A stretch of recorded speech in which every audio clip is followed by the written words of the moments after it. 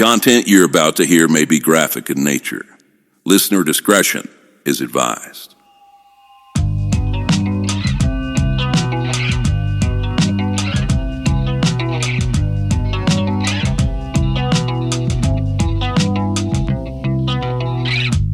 Oh, how I wonder what it's like to relax. See the sky down under. Hope my plans collapse. Oh, how I'm under the surface of my tears, falling down asunder the meaning of my years.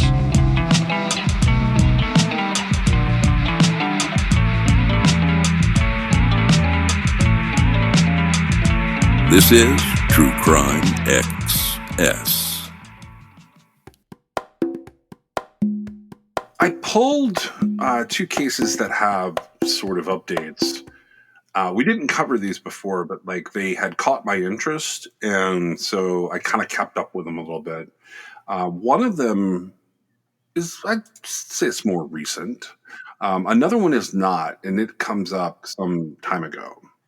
But I thought I would talk about those two cases and the updates today, in case people are just looking for new cases to dive into. One of these is going to have a trial coming up. And the other one, there's several places you can go to get more information. The update is, I don't want to ruin it too much, but the update is related to the trial situation. So the first one is out of Charleston Township, Pennsylvania. There's an arrest that's been made. And this is the case of a 43-year-old Anna Maciejewska. Now, according to friends and family and the police, there's a police report filed in this case back April 12th, 2017, which it's really weird for me to say this. That's 8 years ago now. It seems almost impossible. It does. From what we've seen recently in this case, investigators think that she had been killed sometime between March 29th and April 12th. They're leaning towards March 29th, March 30th. And they do not believe that she's a missing person. But I'm going to stress that, as of right now, us recording this, we have not seen a body in this case. So, according to a news conference coming out of Chester County up there, they are making an arrest in this case. So the way this goes down is once detectives get the missing persons report, they start looking at it, and they, of course, take a look at devices. I mean, it's 2017. They may not be as up to date as now, but people's habits, that's firmly in the digital age, wouldn't you say? Oh, yeah. Yeah, definitely. So they were able to determine, the investigators that worked this case, that on March 29th, Anna's life sort of stopped. All of the things that should have been there weren't there anymore. She's 43 years old when this happens. So in my opinion, 43-year-olds, they're going to have Facebook and Instagram. They're going to have regular contact with people through phone calls and text messages.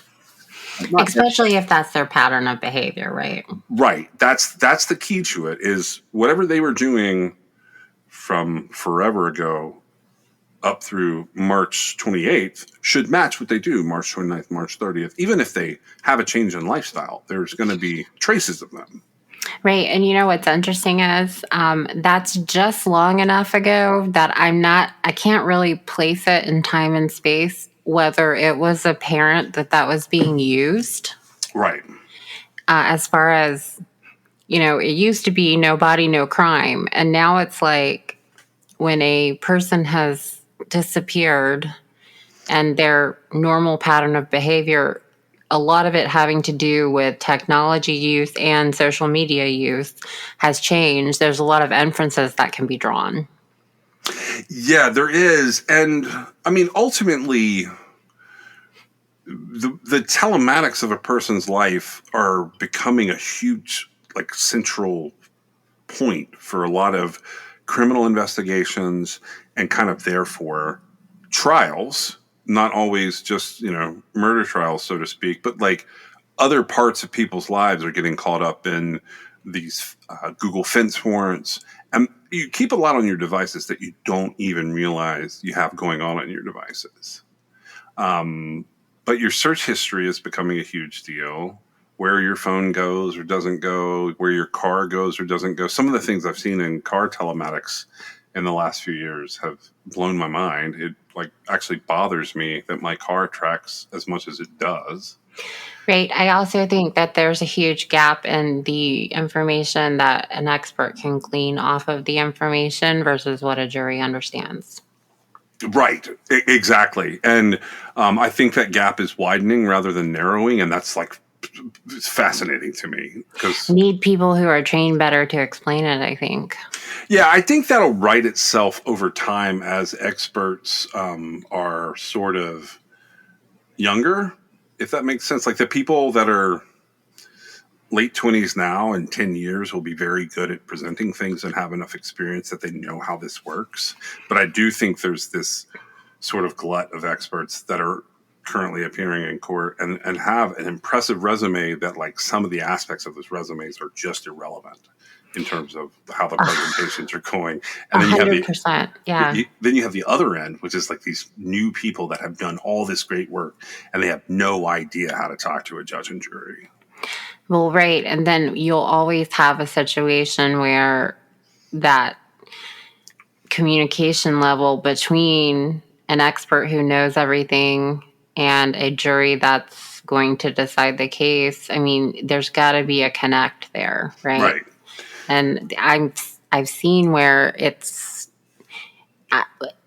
most recently I have heard jurors say they completely disregarded it because they didn't understand it, which is crazy to me.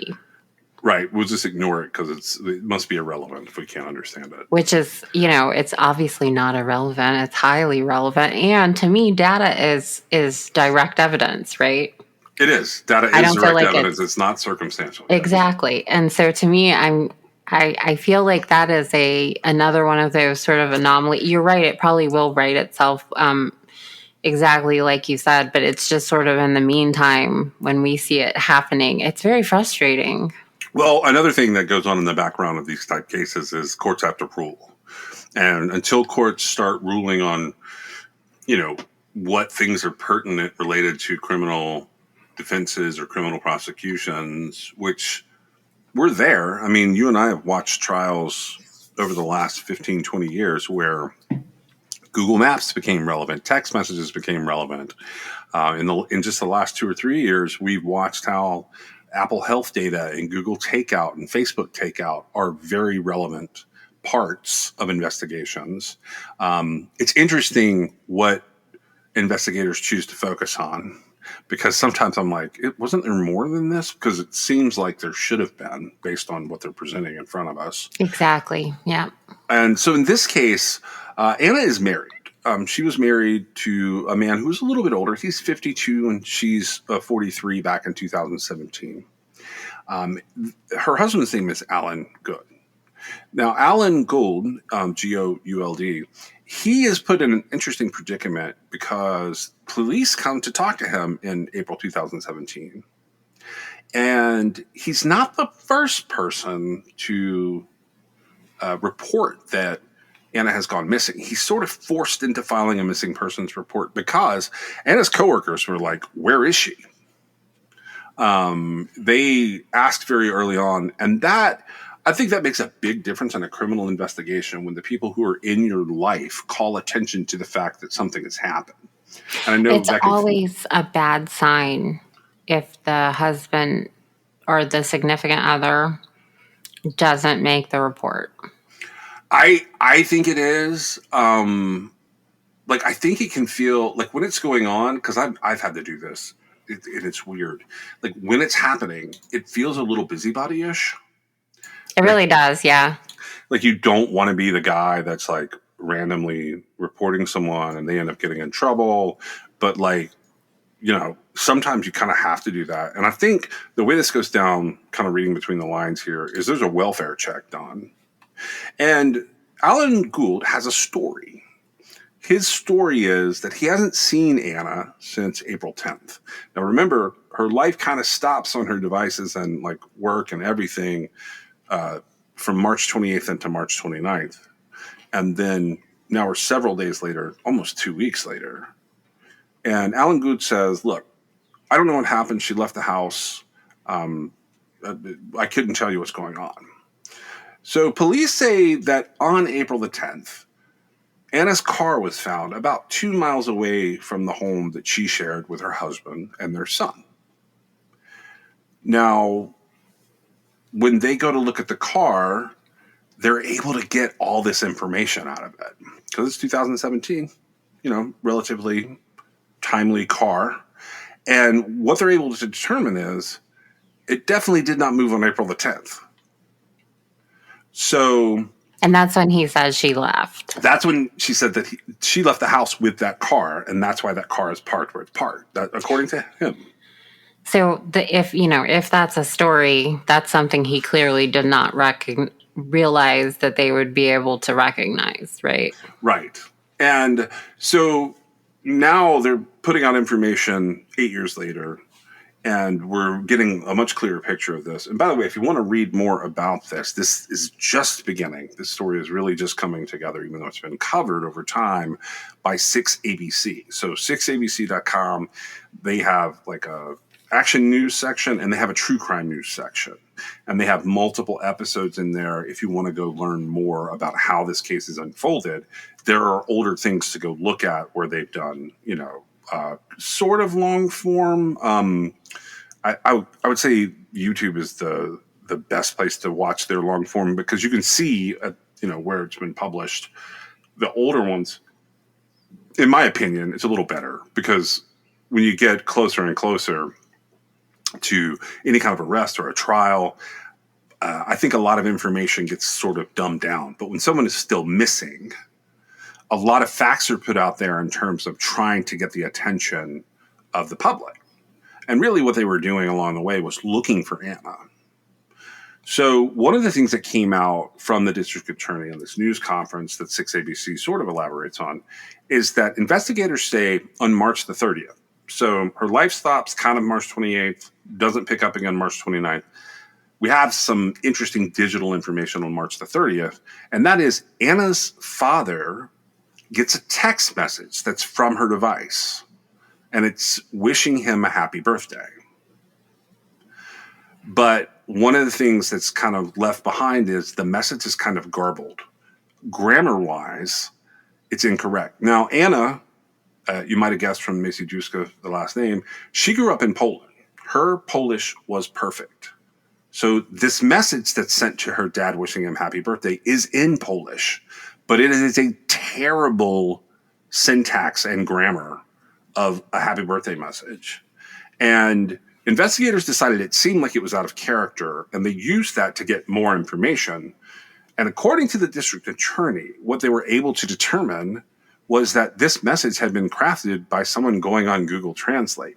So we're kind of talking about like things that you can get caught. That's like one more layer to this case that's interesting to me, that you're on Google Translate trying to figure out how to move English words to Polish words, and you're going to text somebody overseas to keep, I guess, the window of time where her family, I'm assuming the husband, they've been together so long, he would know that the family looking at like her not wishing dad a happy birthday would probably like start calling around. So he's trying to widen that length of time between when she's actually gone missing and when somebody comes around starting to ask questions. But unfortunately, he ends up, or fortunately, unfortunately for him, the defense, because I'm going to go ahead and spoil it, that's where we're headed. Fortunately for us, he left kind of footprints behind.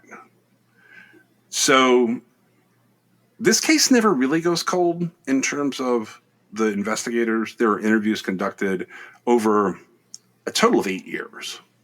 And according to the DA and the detectives involved, all of those interviews showed that Anna was, by all accounts, a devoted mother to her son, a devoted sister, and she was actively involved in the lives of her extended family.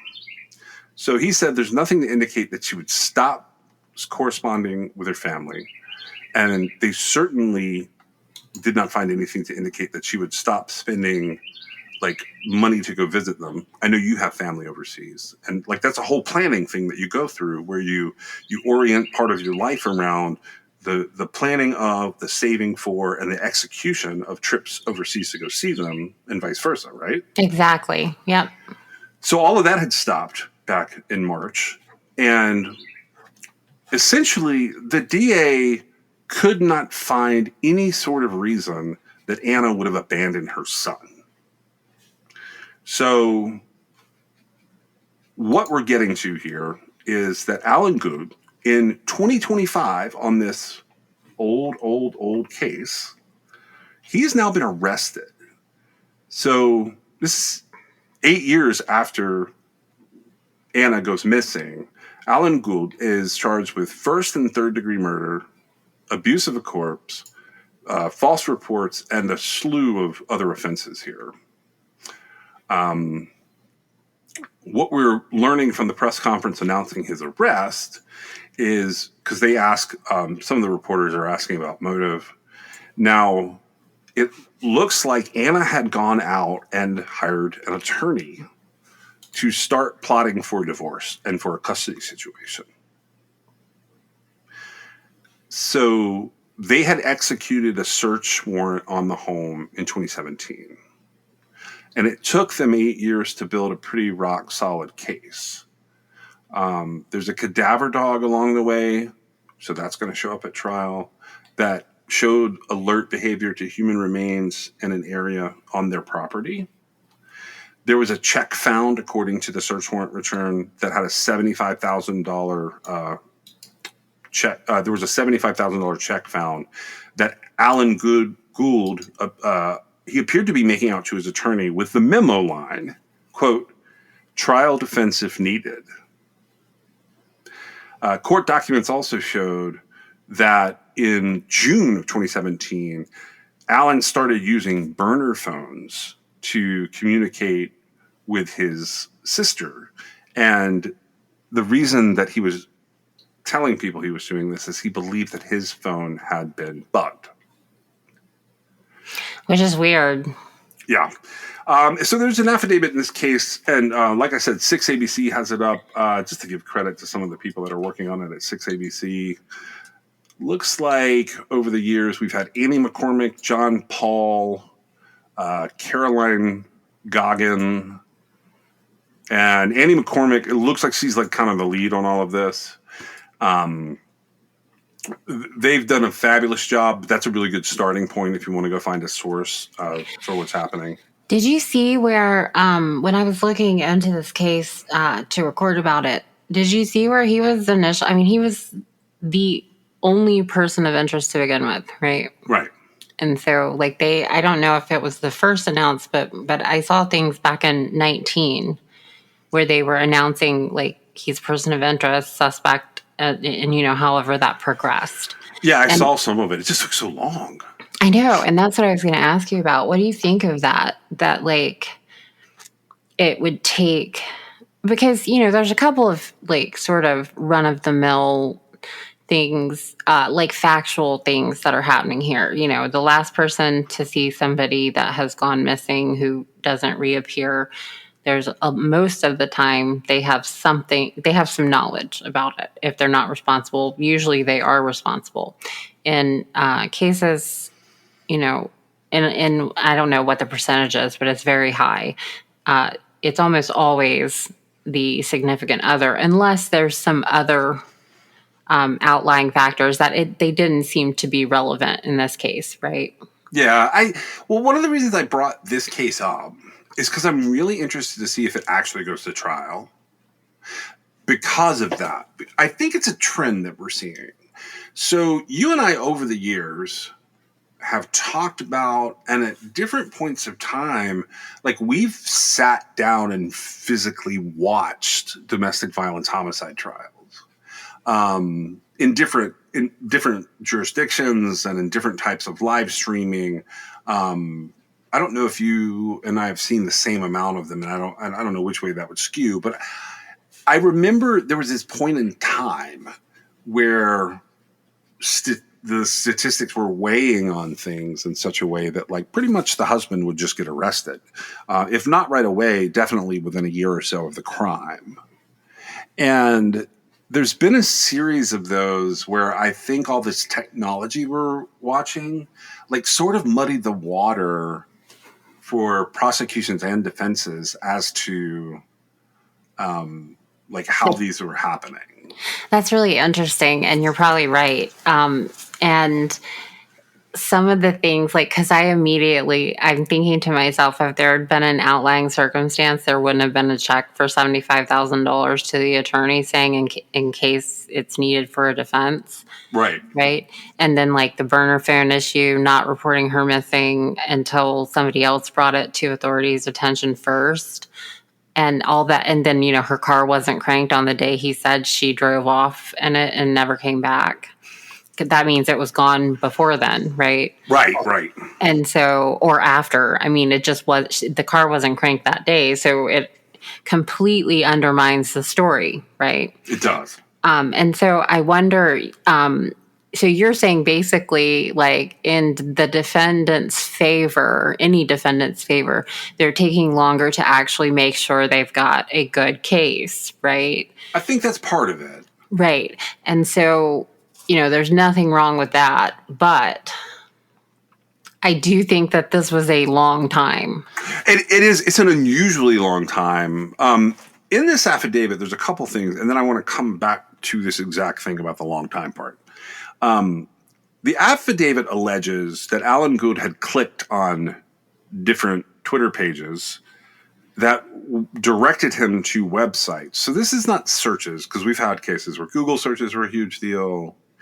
This is links clicked. And I'm starting to see this in both Magna and Axiom, which is one type of, like, cell phone dump, and in Cellbrite, which is the more traditional law enforcement cell phone dump. But this directed him to a definition of, quote, violent crime strangulation. So basically, he clicked on something and either went to a definition page or, like, on some phones now, you can right click and look up. And that's, like, the more popular phones, it shows you something on the screen. So that data is starting to be captured. In court documents, state police note that they believe that this particular definition is significant because there has been an accusation that Anna had been strangled. So according to the reporters that put together some of the more recent articles, they say that state police surrounded the home back in May. They saw bags of evidence everywhere. They could see through open windows where the police were going through everything in the home. They said Anna's friends were gathered outside. They were really glad that there had been a break in this case. So they were also letting family know back in Poland what was going on. The DA does comment in the press conference about why did it take so long to bring charges. He says, we wanted to make sure that we use technology from 2024-25 that wasn't in existence in 2017. We wanted to make sure it's not just about prosecuting people because we have a strong feeling they did it. We have to prove our case beyond a reasonable doubt. And I'll say this. I don't know what happened during the pandemic that made this happen, but the way that the police utilize digital devices completely changed. I don't know if people just had downtime and they came up with all these programs. And, like, some of the programs aren't new, but some of the things that are being done in these Axiom and Cellbrite and Gray Key programs, like, what's happening there, it is producing about 10 times the information it used to. I think it's also the people that are available to interpret it. Yeah, and that's another thing, kind of like what we were talking about with people having difficulty presenting, that crowd that's younger, they wrap their heads around this information really fast.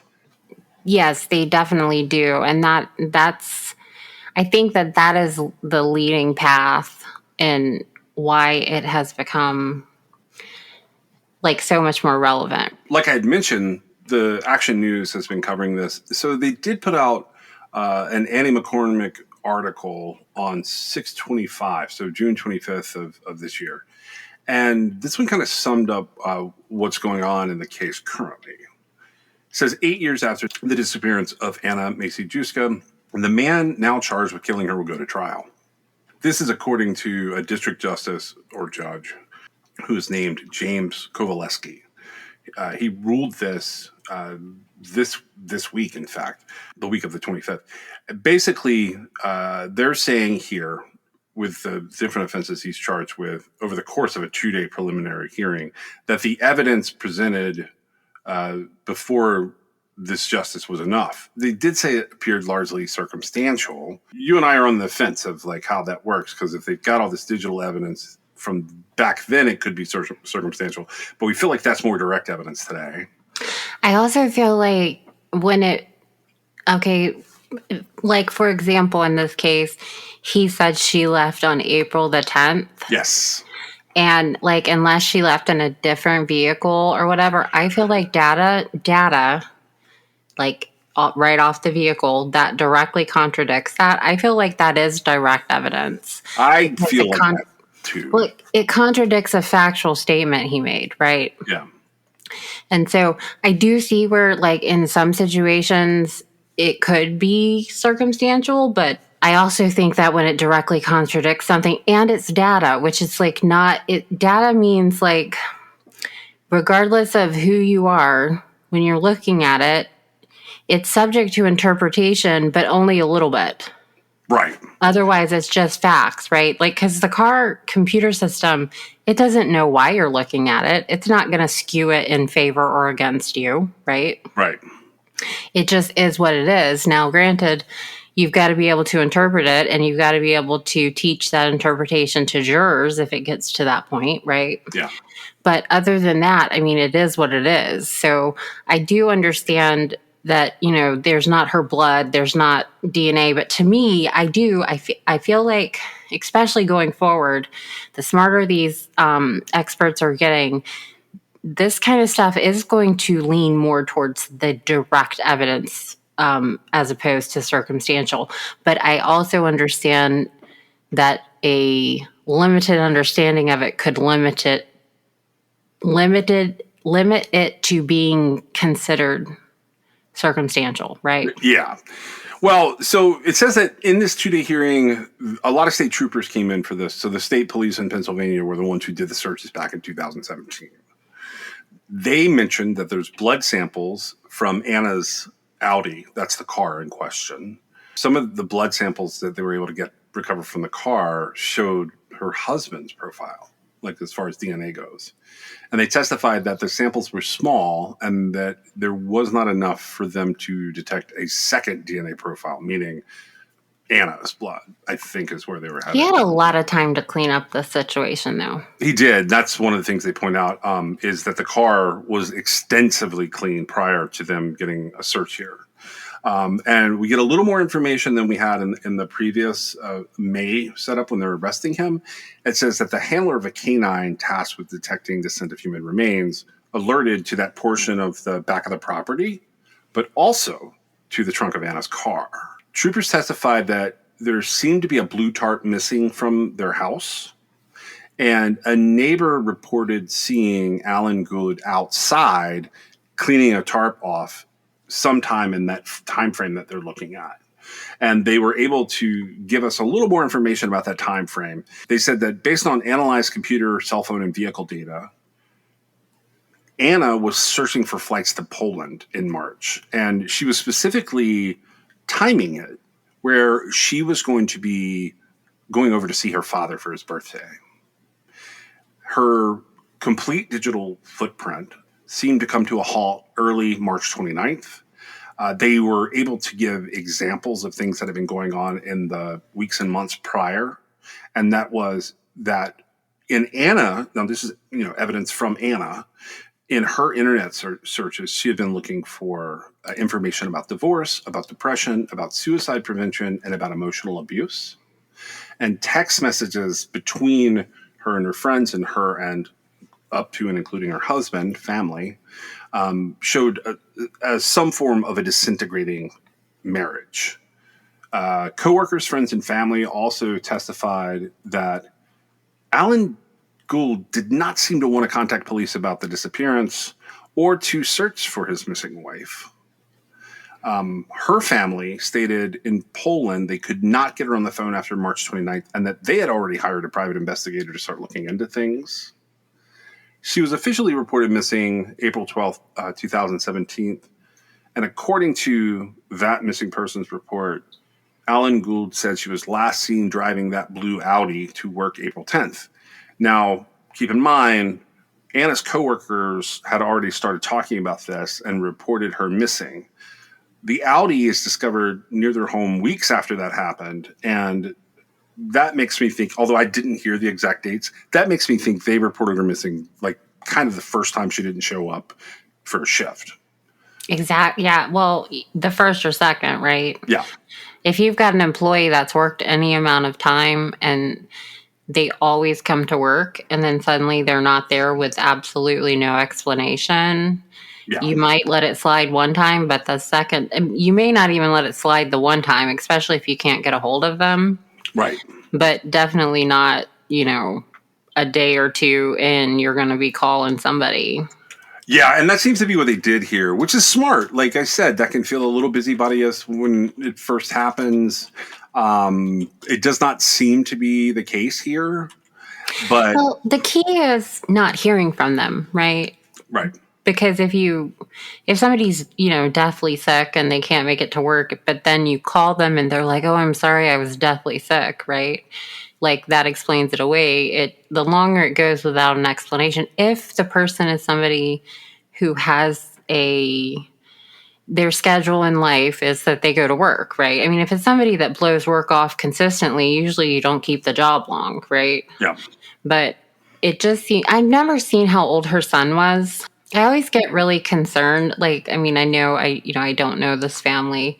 I didn't know Anna. I don't know her son or her husband, but I always wonder how much the child was exposed to, in this whole interaction that occurred. And it's always concerning to me. I'm sure authorities have spoken with him. And, he's 8 years older now. The kid would have been 4 years old when she goes missing. So 12 now? Yeah, that's tough. I mean, it's possible that, so at 4, like just sort of an average kid, I feel like it's possible he saw something, and it's also possible the father could have explained it away. Yeah. But he would have been knowledgeable enough to explain that to investigators. But I don't know. That's sad. That's really sad. Well, for the defense side of this, the attorney has basically come out and said that after years of innuendo, the husband is looking forward to clearing his name. And that's Evan Kelly, who he is, because Alan Gould is jailed without bail in Chester County at the time. That's sort of what's going on. One thing I did, I made a note of, and I don't know where I saw this. It might have been NBC, Pennsylvania, or Philadelphia. There was apparently another DNA profile found, and I don't know if we know who that is yet based on how it was presented.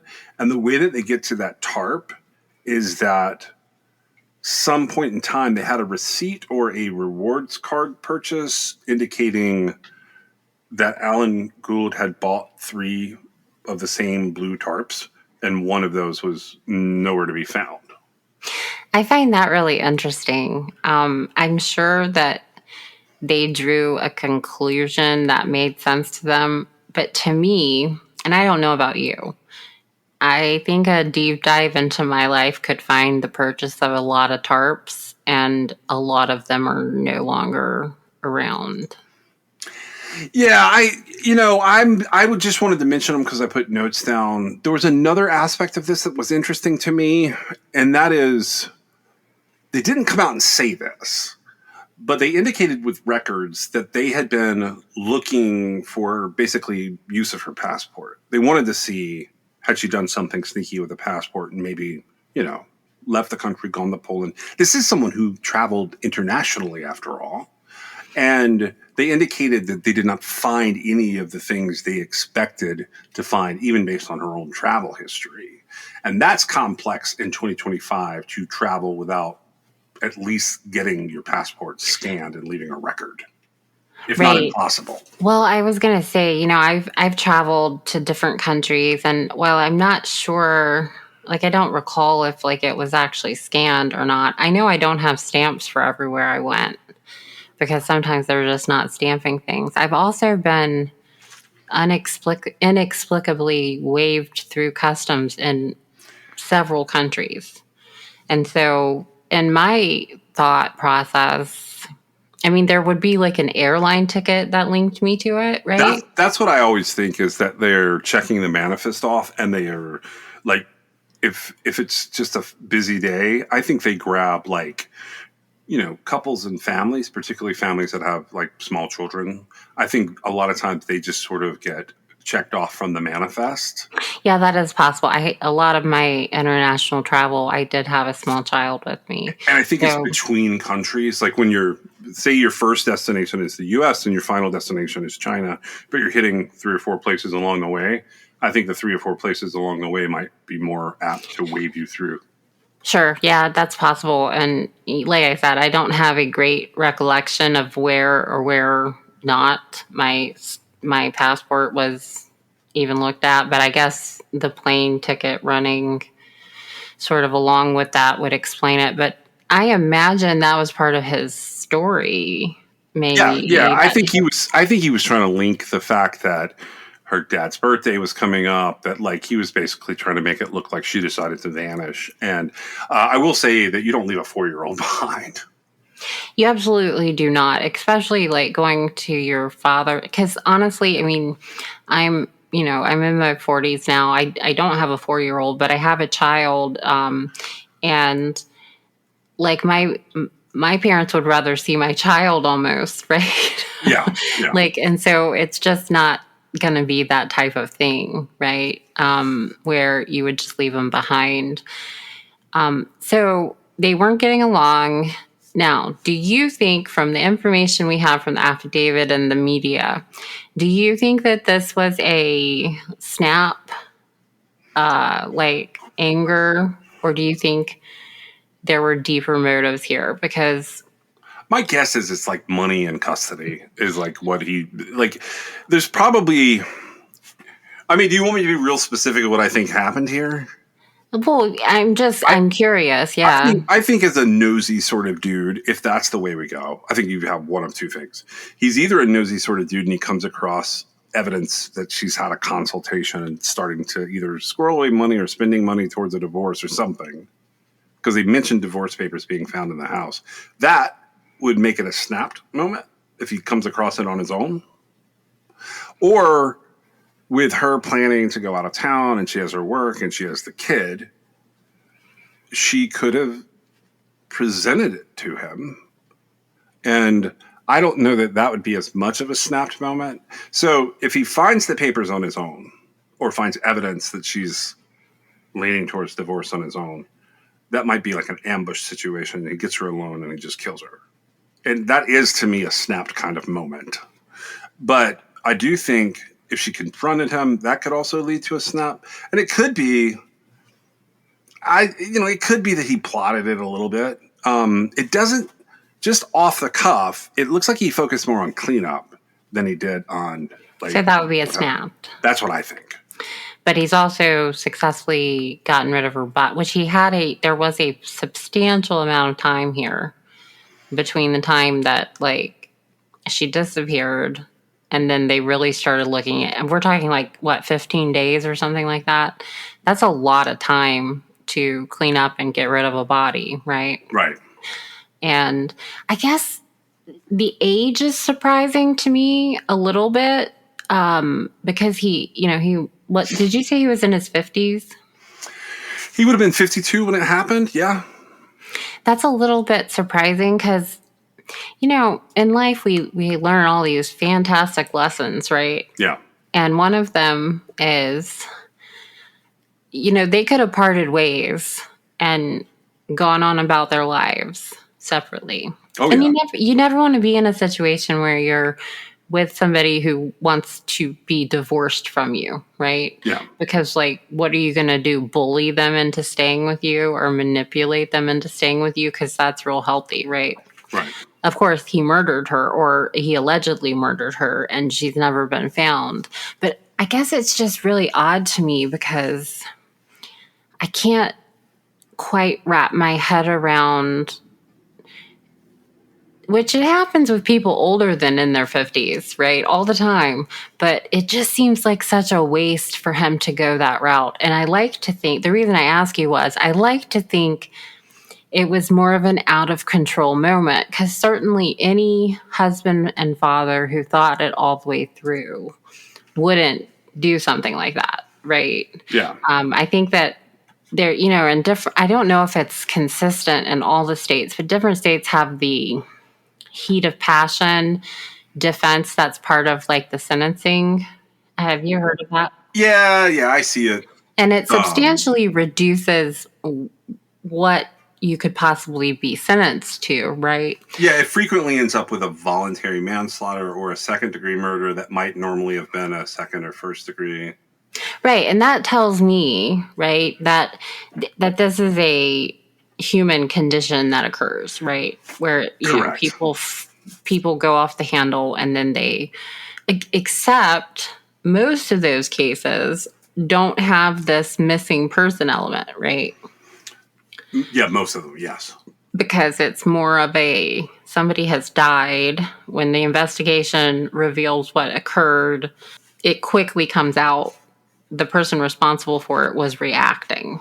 I don't know how that's going to work out here, but that's the reason I ask, because I would like to think that in his right mind, he wouldn't have done anything to jeopardize the person that you're with, their life, basically, and your child, right? And then in my mind, I thought she told him, well, yeah, I'm going to go see my dad in Poland, and I'm taking the little guy with me, and we're not coming back. Yeah, I could see that too. Like, I'm going home and we're getting divorced, and you won't see your son except for what the court requires I do. Right. And to me, I feel like that could have supercharged that moment. Maybe it's still not her fault. She had I don't know what was going on, but she wanted and she had every right to want a divorce. Absolutely. And it just seems like very unfortunate circumstances. We have no idea how she died, right? We don't know because there's no body. Yeah.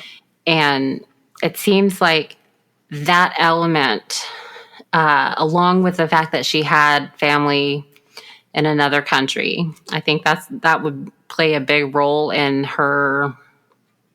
Like, if she was somebody who was like born and raised in that town and had never gone anywhere, I don't know that it would have taken as long.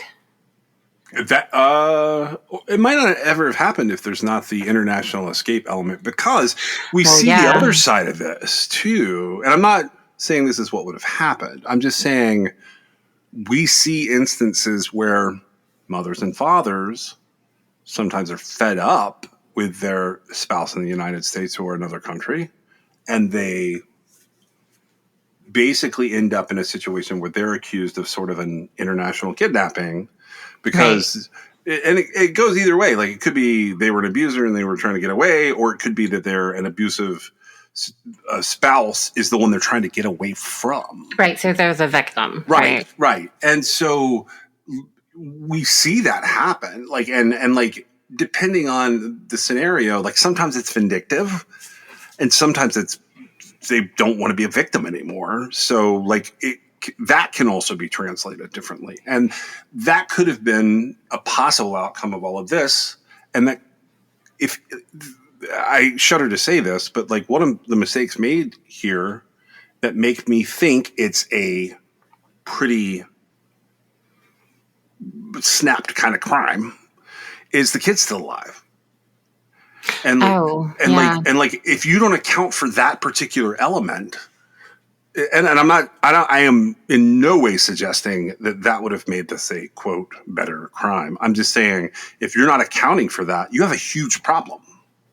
You have every person that for the last 4 years that has even 5 years because there's a pregnancy beforehand, who has come in contact with this woman is going to know what kind of mother she is.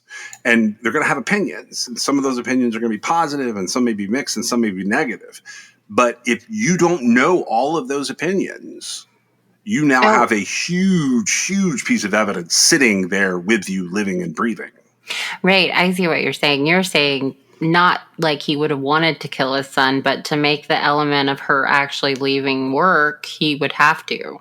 Correct. Like you and I have statistically talked about the odds of like the defense in this case has to, against whatever the state police put up for a trial, now they're forced into a corner because of his story, because of the circumstances, and they have multiple lies to overcome. Right. And see, you can't say it's a random serial killer, right? Of course not. Right. Yeah, no, it's definitely not that. And we know that he lied about the timing. Exactly. And that's where it all starts to go wrong. Yep. As soon as they have that data that says, well, what he's saying isn't possible, right? Yeah. And I'm sure that, there's advantages to throwing the date off, right? A lot of advantages. But when it comes back and they're like, yeah, the car wasn't cranked that day and it didn't move. So the only way what he did works in terms of a criminal defense is if he somehow figures out early on a way to not make himself look as guilty by simply lawyering up. Because when the coworkers have reported her missing and the cops come around and you start, for lack of a better word, making up a story, and that story has holes in it, then you've now gone on the record. You've talked about your missing wife. You've given them inklings that you cannot correct.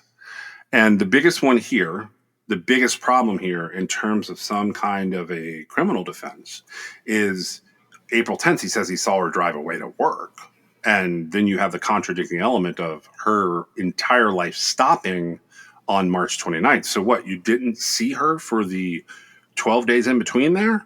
Or she somehow, like the cell phone that you have in your possession, just disappeared twice? I mean, like, what are you going to say at that point that you can make yourself look like you're also like one of the victims in this case? And now the 8 years it took to arrest him notwithstanding, I'm guessing that the prosecution of this case, if it comes to actual trial, which it probably will, I'm guessing they don't have a lot of holes in their story after 8 years. I would hope so. I mean, otherwise, like, why did it take so long? Because you could have like a story with holes in it right from the beginning, right? Yeah. I kind of feel that does make it seem less planned out, the way that you just explained it. Yeah, I mean, did he think nobody noticed she was at work that whole time? I mean, so there's some things you could overlook. Like, he wasn't smart enough to ditch the phone. He wasn't smart enough to know that the car telematics would give him up. Maybe he's not expected to know those things. But like, just saying I saw her on April the 10th when her life stopped on March 29th is enough that, like, you have a problem that's almost indefensible. Because if you didn't say that, if he just kept his mouth shut on that one element, and I don't know what else he said in here that's not been brought up. It would make the case a whole lot harder. Yeah, but then why didn't you go looking for her on April the 1st or April the 2nd or April the 3rd? So, like, each thing he did and didn't do, while he gave himself more time and the cleanup happens and the body is hard to find, we no longer live in a world where no body, no crime is a thing. Absolutely not, because there are elements of our lives that even if our body cannot be found, will carry on if we are somewhere, right? Right. It's this thing that sticks in my head, like painting is where I get it from, but like white is the absence of light and black is like all the light. Is that right? Or is it vice versa? You know what? If you hadn't have asked me, I could have told you. Well, so whatever that quote is that for some reason it's totally escaped me, but that quote applies. Like the body laying there is one type of problem for a defendant, and the body being completely missing is a different type of problem for a defendant. So black is the absence of light, and Okay. white is I guess all the light. Okay, so then a white case is when the body is there, and a black case is when the body is missing. Right, because it absorbed everything, basically. Yeah, that's really interesting, and it's very telling. But if he had never said anything at all, right, they would have no idea why he didn't do any of the things he didn't do, or why he did the things that he did. So I'm sort of glad he talked, but it's also, from a defense perspective, it's sort of reinforcing like why you. Now, don't get me wrong. If the police show up after your wife's coworkers have reported her missing, and you say, "I'm not talking to you," that's not going to be great. Well, that's not okay. So, PSA for the day. There is a way to do that by lawyering up and Sure. speaking with counsel, who will then walk you through the process of what to do and not do. But let's say for a second he's not responsible for this, okay? Yeah. And they were having a bitter breakup, right? And he didn't hate her enough to kill her because he was over the marriage as well. Now, I don't know that works necessarily, but it is possible he didn't know where she was for, a couple weeks or whatever. And he didn't feel like he needed to report her missing because as far as he was concerned, they were having a bitter breakup and she wasn't missing, right? Yeah, she might have left the country just for a visit, or she might have a boyfriend, or she might just need time away from his dumbass. Like, there are Exactly. multiple explanations that not talking to the police, and having a lawyer filter that information could have potentially made this a better defensive outcome. I don't think that that's what the true crime world really wants anyways. They don't Well, want of course better not. defensive outcomes unless it's, a horrible wrongful conviction and then everybody's all over it. But Yeah, from I what I'm don't. seeing, I- I don't think this is a serial killer or boyfriend or anybody killing her. Yeah, that says that. Like the words that he spoke, as far as I'm concerned, they sealed his fate. He should take a plea. I just don't see any innocent way around it, right? Correct. And those are the cases where you're like, well, yeah. I think there was. I don't know what it was. Was it a motion that? I don't know if it was a motion for dismissal or whatever, but the judge was like, no, this is going to go forward because there's lots of circumstantial evidence here, right? Oh, it looks to me like it's probably like a combination preliminary hearing, probable cause hearing, and bail reduction hearing. There's enough time and space here that a judge might set a bond if the probable cause in the case is not looking favorable for the prosecution, or it looks like there's some plausible defense explanations. And I'm not saying that you should just judge this case based off the preliminary hearing or the probable cause hearing. I know I have been a part of many probable cause hearings that are about things other than probable cause. It could be there's some kind of raging community outrage against you holding this person without bail. And you have to present your evidence so that people can understand that this person probably did this heinous crime. And they should be held without bail. I don't think that's this case, though. No, I don't think that's what's happening here. I think what's happening here is probably any defense attorney worth their salt would say, look, it took them 8 years to arrest this guy. Come on, Your Honor, give him bail. And that forced the state's hand where they have to come in and start presenting enough to get past the probable cause hump, which is different than the conviction hump. Right. And I think about these types of, I don't want to downplay it, but it's a pretty generic domestic violence situation, right? In my mind, anyway. Her missing is kind of, it's unique, sort of. Her missing, the body being completely missing, the international element, and then sort of the lag time from his mistakes in 2017 to now being when he's arrested. Those are the things that make it interesting to me, but I don't know that we'll get a trial out of this. Yeah, well, I mean, I don't think it's a great idea, but it's also, you know, he didn't take responsibility for it, right? No. And any attorney worth their salt, they are leaning heavy on the fact that he's charged with a third-degree murder. And, like, that's going to be what they aim It's for. third degree? First degree and third degree. He's charged with both. So that means that the prosecution's office has brought charges indicating first degree and third degree. That means somewhere in all of this, they had a plan to talk to him. And some piece or pieces of this circumstantial and direct evidence had a gap. And they couldn't decide. It's kind of like the conversation we had earlier. Did he plan this and murder her for money and custody and like not having to split things with her in the divorce? Or did he have this bad marriage and she like confronted him and he lashed out and killed her? And it was manslaughter, second degree, something like that. They didn't charge second degree here. So my guess is this becomes a third degree plea as long as he discloses the location of her remains. That's my guess. Yeah, and I don't know if that's truly justice or not, but it is what it is at this point. Yep. And I had started this off planning to have a second story in this episode, but I think the way that this is going, I need to make that its own episode, don't you? Yes. So I will keep an eye on this one, and we will come back around to seeing what happens with the case of Anna Maciejewska and like her husband Alan Gould having been accused of killing her back in 2017. Special consideration was given to True Crime Excess by LabrattiCreations.com. If you have a moment in your favorite app, please go on and give us a review or a 5-star rating. It helps us get noticed in the crowd.